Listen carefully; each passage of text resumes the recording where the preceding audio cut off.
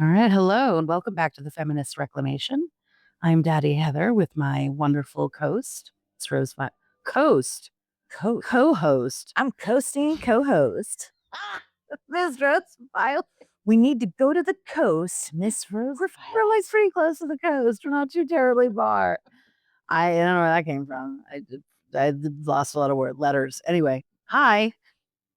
And today, last whenever we posted, we discussed toxic femininity, and this is a really good next step, phase 2, which is femtorship, female-led mentorship. Femtor. Right, or femtor, which is I think we need to look at. We're going to discuss kind of what is that versus what is traditional mentorship, because we have to start with that. I did a little bit of a mini definition. There's my definition. I wrote it. So what femtorship is versus mentorship is more of a collaboratively based means of growing somebody versus mentorship, which is a very top down, hierarchical. I am the master, you are the Padawan. And that's very kind of patriarchal and misogynistic, and also not always effective, because additionally, one of the things that is interesting, if you look at the differences between kind of mentorship and femtorship, is that mentors is, I am the alpha and the omega. I am your all, and you must get all from me. You're not going to get everything from one person, by the way. Whereas femtorship is, it takes a village. Right. But before we get into all of that, we wanted to talk about kind of why this topic came up. Right. So it was developed not only in New Love and Life, but in the kink community. And yes, we are critical of the kink community, but that is not meaning we don't like it. We're just pointing out the flaws. Nothing is perfect.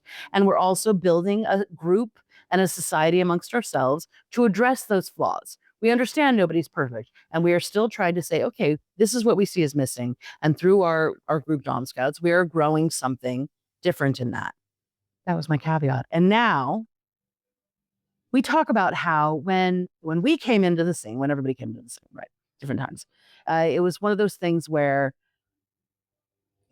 somebody wants to cling on to you. Oh, I'll show you the ropes. I'll take you, whether it's a fellow femdom, or sometimes there's a male submissive. Let me show you what you're doing.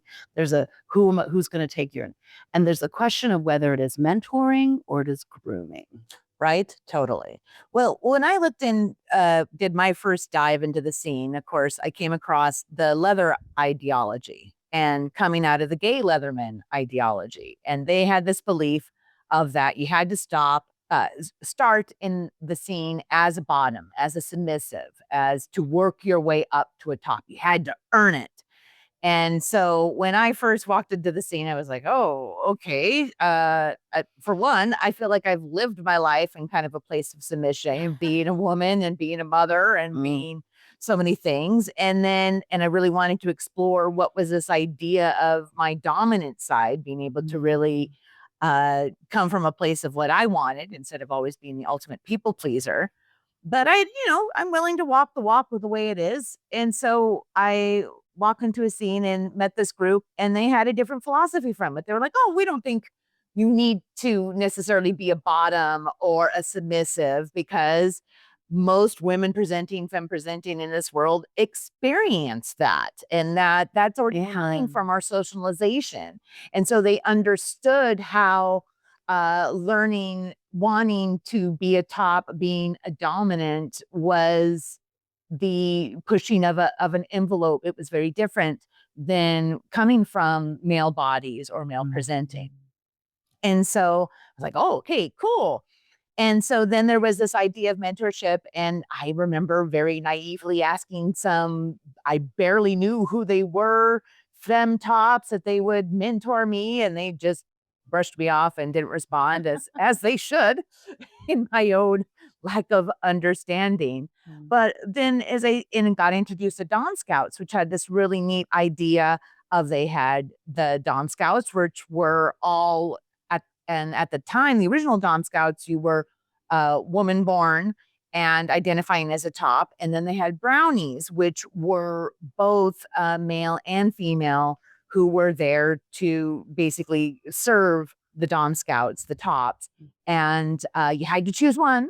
You couldn't be a switch. It was several people had a difficulty with that, but they were made to choose one side or the other. And that's how you walk through it. And I thought that was kind of this neat idea, because they had sisters. You walked into Dom Scouts because you had to know somebody that was going to be your sister, taking very much from the traditional Scouts idea. Yeah. Which was great ideas. But as I saw these different dynamics playing out of like this idea of mentorship, what I saw happening was a lot of grooming, as was brought up, which is people finding new people that were just walking into the scene and using this idea of, here, let me take you under my wing, protect you, put you under my consideration, be your mentor, was often involving some very questionable type behavior and activities, which when I saw it happening with the cis hetero male, I often saw that the mentoring involved his penis.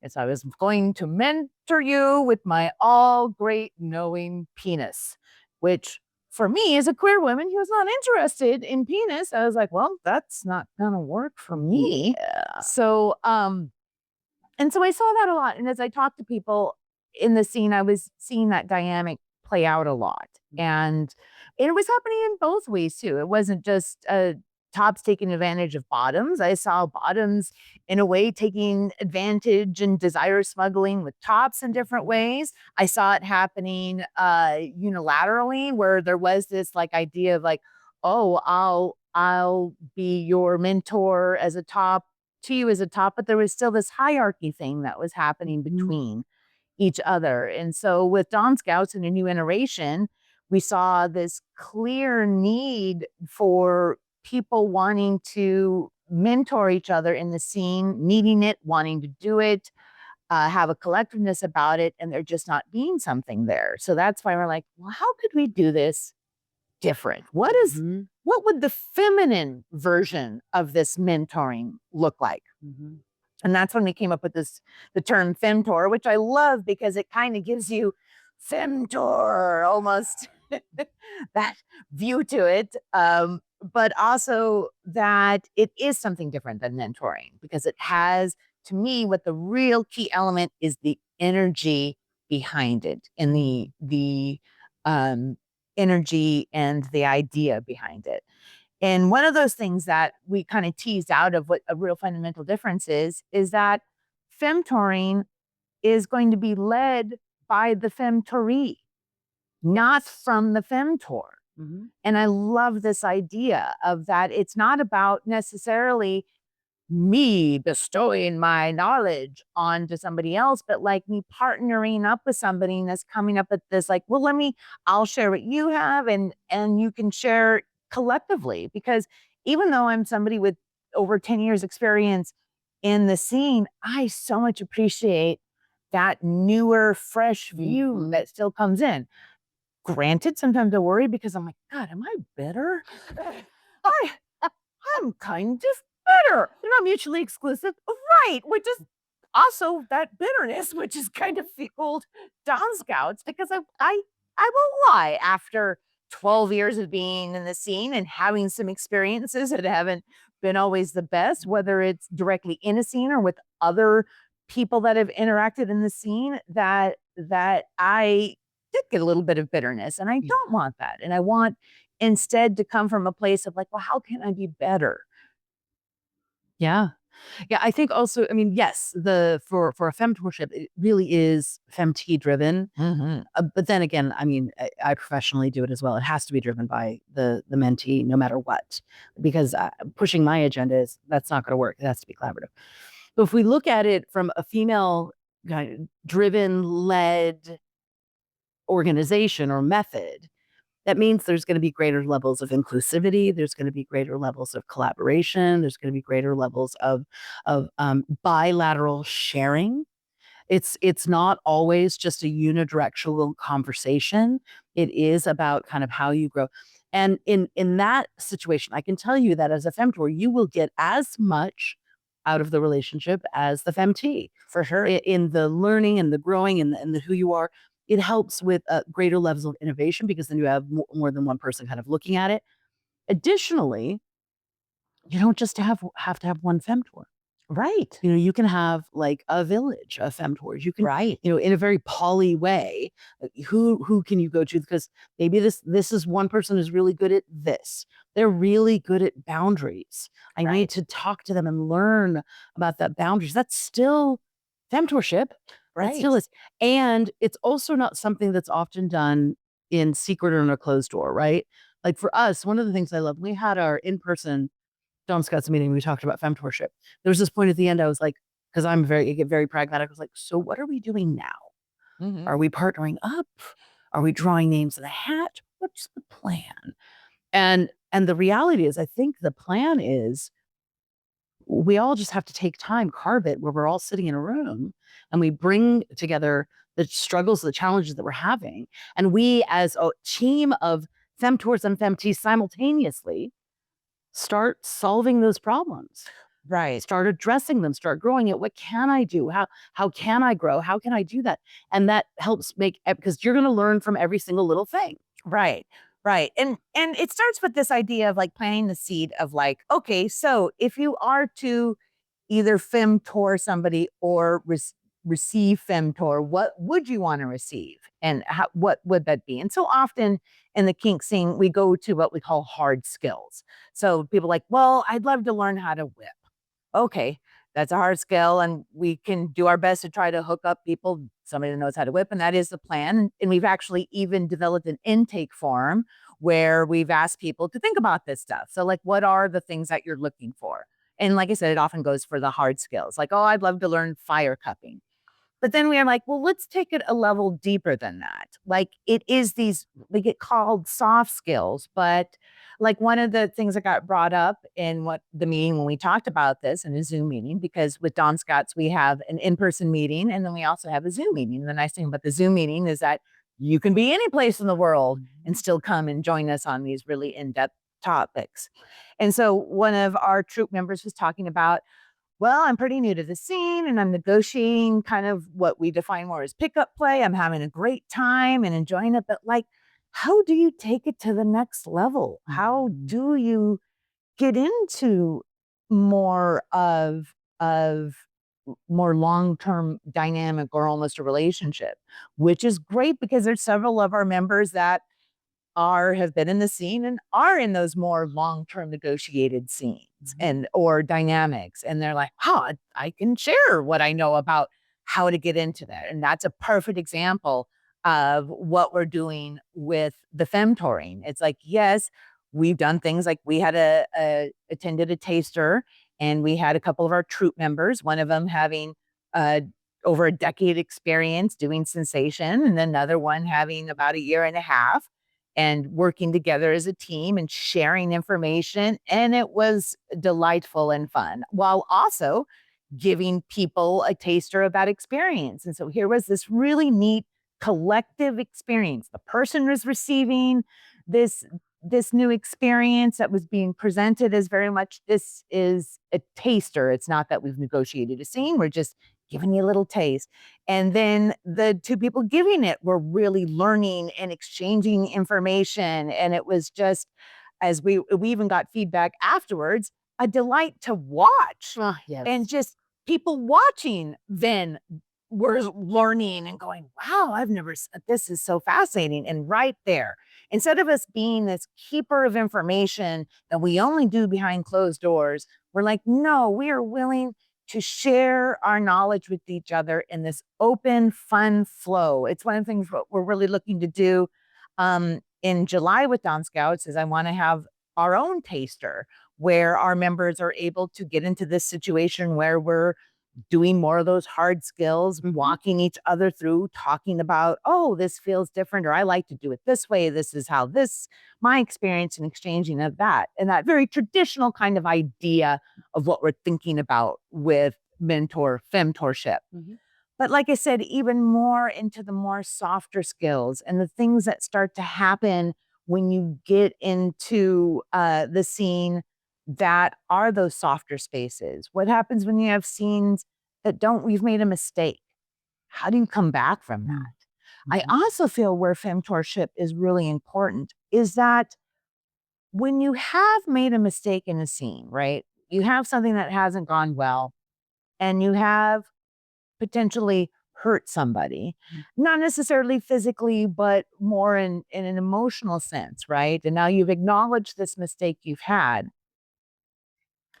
Where is the emotional labor supposed to go in that? Often what I've seen has happened is that a scene, like an example, a bad communication, a miscommunication happens in a scene. A submissive ends up experiencing something that they feel the need to call red. And so then the top is, they have the dialogue about, like, oh, I feel bad about calling red. So then that top needs emotional labor from that bottom from that. And my question is like, wow, the bottom has already had this issue that they've had to deal with, but now they're expected to like do the emotional labor. That's where I feel the femtoring is so wonderful, because then that top doesn't have to get that emotional labor from that person that they hurt and they offended. They can take it to another collective and be able to do the emotional labor in that group instead. And that's something I see that happens a lot in the scene. And that's another differentiation that I think that we can do, get deeper into, what happens when you make the mistakes? How do you process? How do we get the feedback? How do we come back from it? Yeah, I mean, like a postmortem to a situation with scene, but that, for lack of it, because we joke about outsourcing aftercare, and that in a way is aftercare. Yes. And it makes me think, we've poo-pooed outsourcing aftercare, but then I'm like, let's talk about like a collective for like, what does that look? Because that might make sense. This is a bit of just a non sequitur, but as a top, aftercare, I don't dislike the process of aftercare. It is very difficult when I'm in top space. It is the opposite of top space. It is very, and quite frankly, it robs me of my experience. I have to sacrifice my experience for the bottom's well-being. And I understand that and I do it.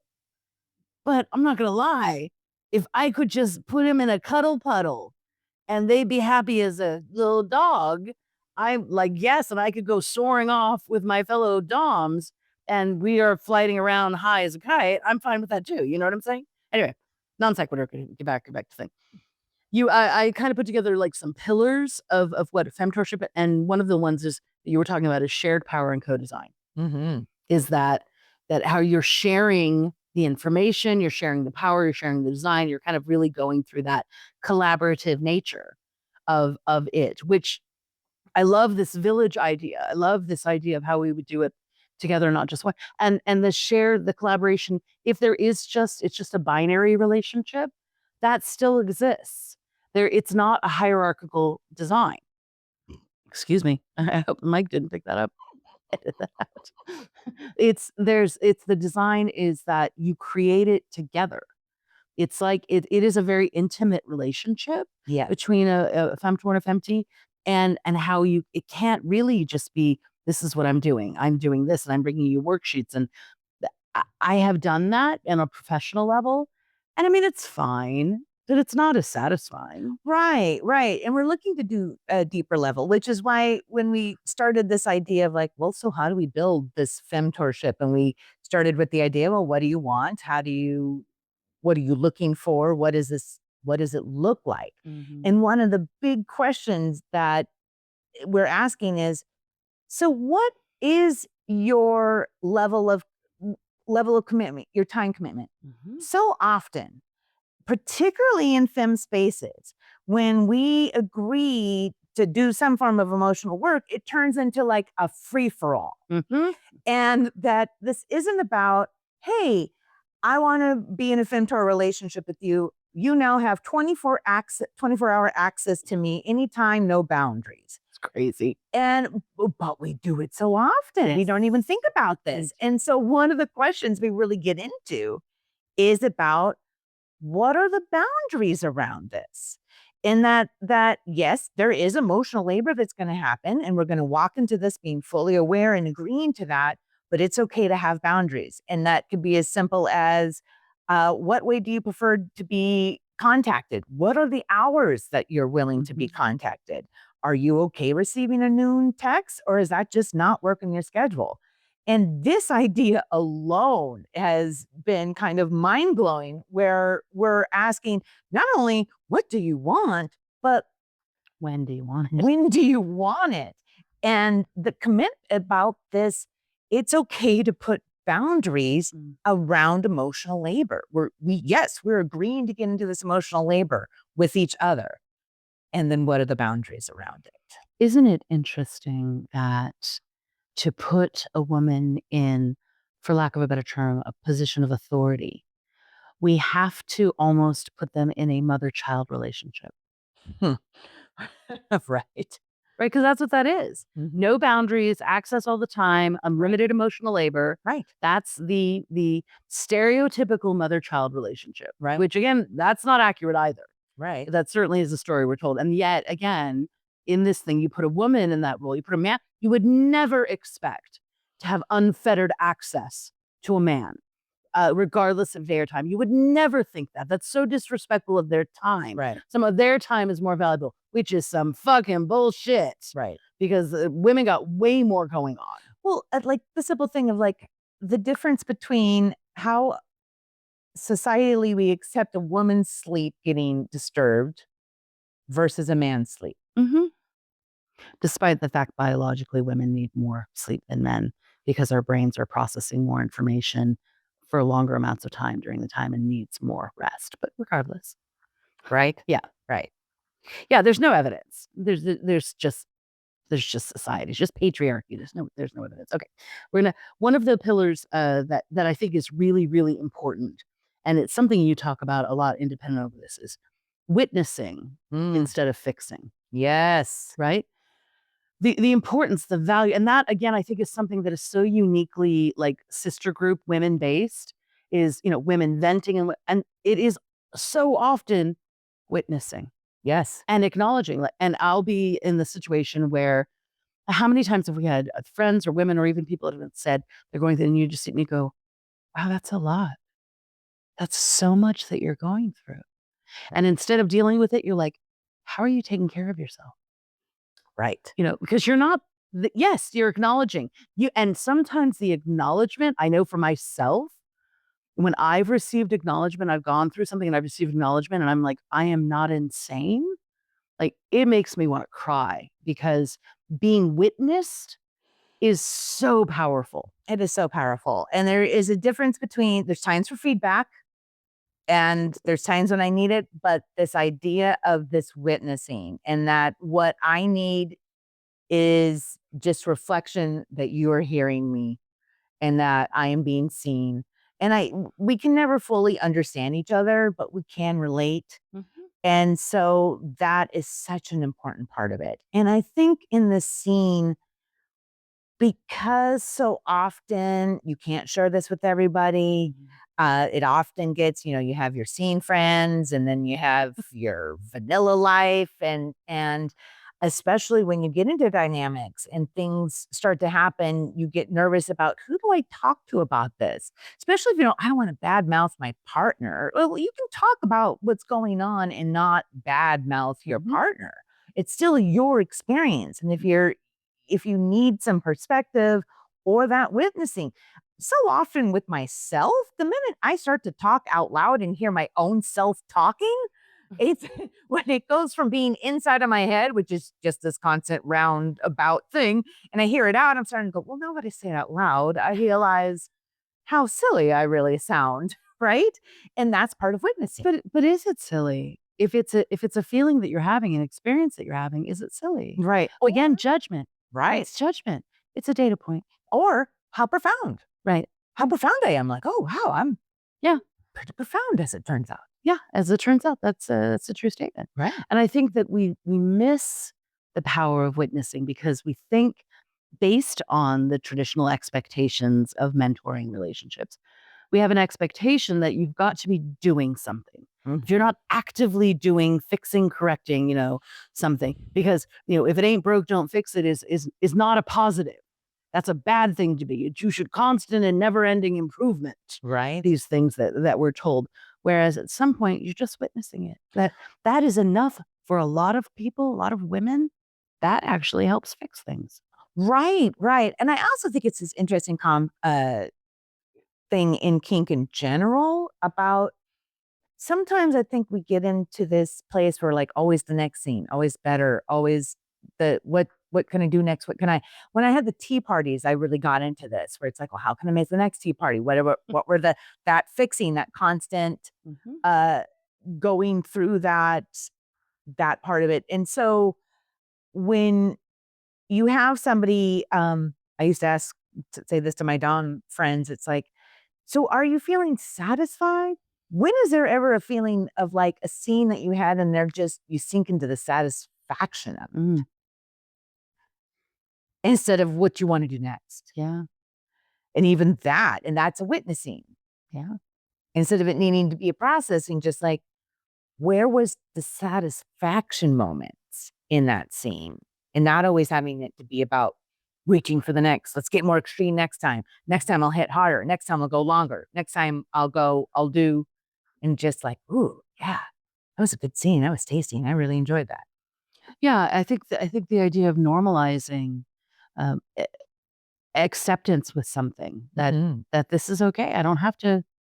Could you, if you wanted to? Sure, but I don't have to. I don't have to do the next. Yeah. And I think part of the last little point on witnessing is, I think it really is the normalization of just being, which is really hard in our society.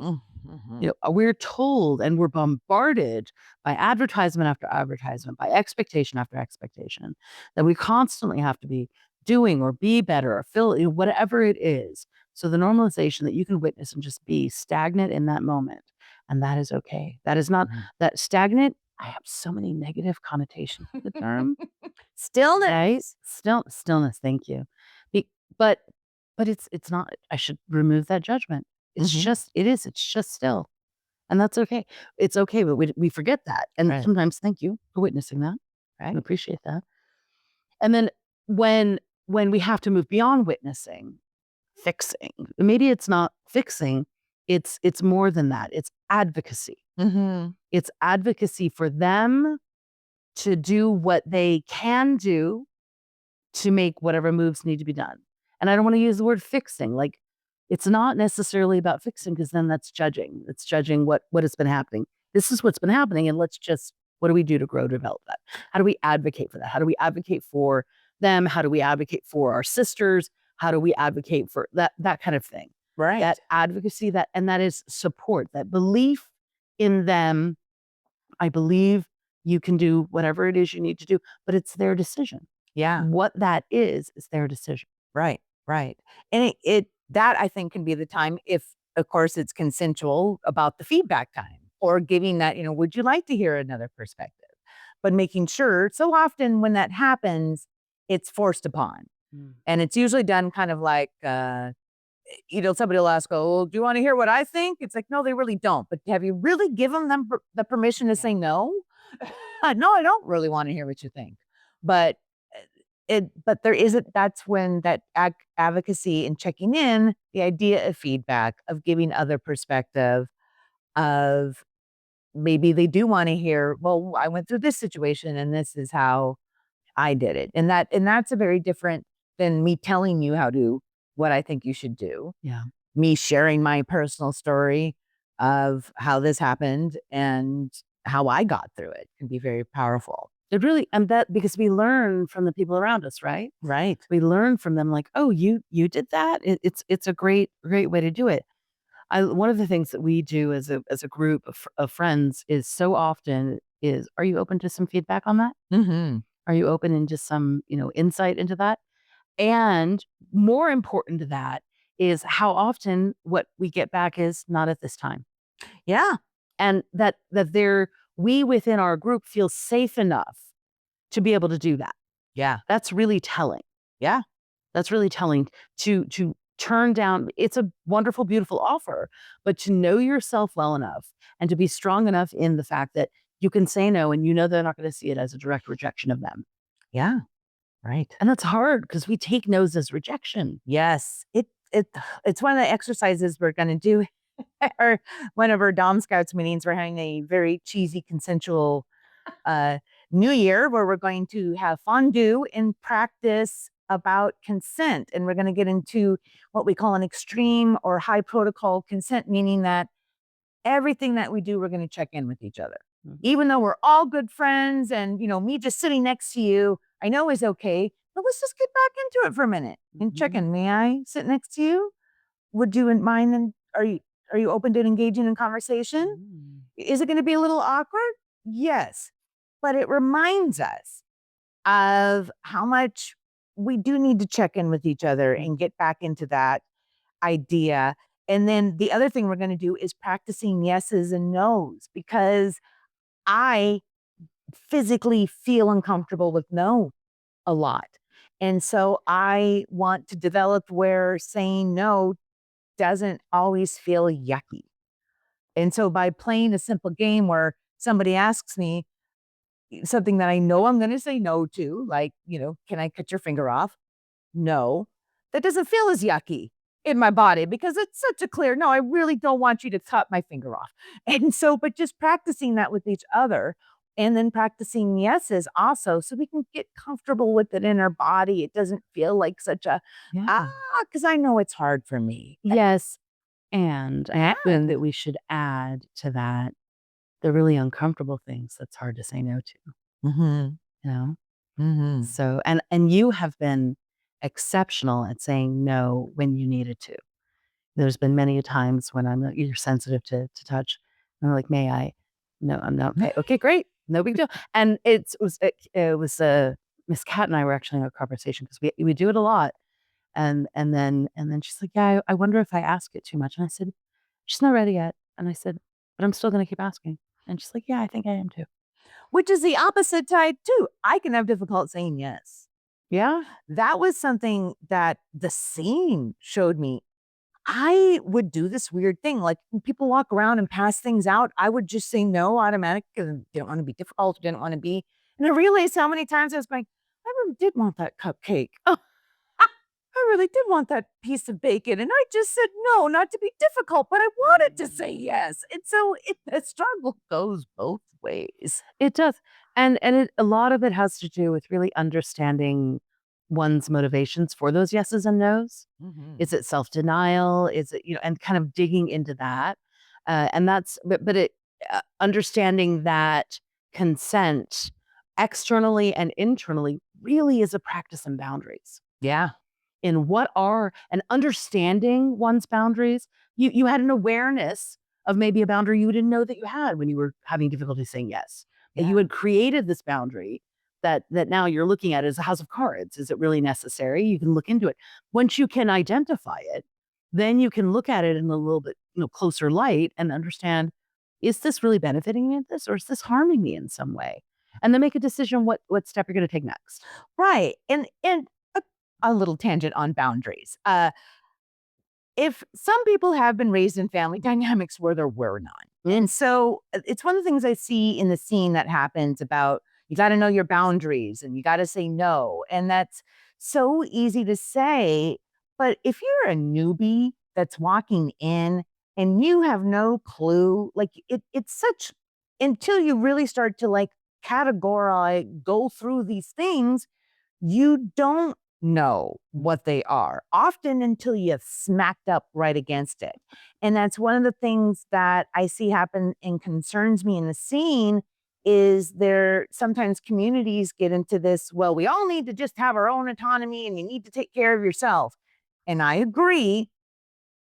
But if you don't even know what that is, when you're talking to somebody who does not have any clue what boundaries are, and you're telling them you need to have boundaries, and they don't even know what that is, that goes back into that famous red flag I get as a femme top when somebody says to me, "Oh, you can do whatever you want to me." it makes me go, Cringe. you haven't been either playing long enough or had enough self-awareness, because I guarantee there is stuff you do not want me to, which is take your credit card and spend it and whatever. I mean, there are so many boundaries you have, trust me. Yeah. And so it's you knowing what is boundaries. We talk about it so much, but like it's unfortunately, you don't know what they are until you're often smacking up against them. Yep. Painfully. Right. And that's where having some physical time in the scene ends up being a value, because we just have the experience of getting to find out, oh no, I don't want that. Or, oh, I do. Yeah, I think looking at what I would call the last pillar of femtorship is supporting the femtie and your sisters and kind of healing that internalized misogyny. Those things that hold them back from whatever it is. That is a huge part of the femtor process. Is how do we help support our sisters? How do we help support the people that are around us that we love, in order to not be trapped in a bubble that they didn't build, but they're maintaining? Right. Right. And that's I think it's a critically important. And that is, again, another reason why it helps so much when you have that lack of a hierarchy within the relationship, regardless of who is mentoring whom, femtoring whom. It's understanding that having that there, you can build it together. You can build it and you can help support them in a way that will work for them, because not everybody's the same. Not everybody needs the same amount of whatever it is, calling out or advocacy or guidance or whatever word you want to use. Right. In order to break that cycle that they've had since they were able to understand language. Right. Right. And then I also think what it does is something we see a lot that happens in the scene: burnout. And because after you have so many quote unquote negative experiences, we often see this, you just end up burning out. And that's one of the things that I love this idea of pleasure activism, because when your activism is mixed with pleasure, it is sustainable. It is significantly more sustainable. And that's what I wanted Dom Scouts to be, is I want something that's more sustainable. And that's how one of the ways we can cut that off is by looking at is something with the Femtorship to help with this, because it happens. Oh, it does. And I mean, I think that's what makes a femtorship relationship different from a mentoring relationship.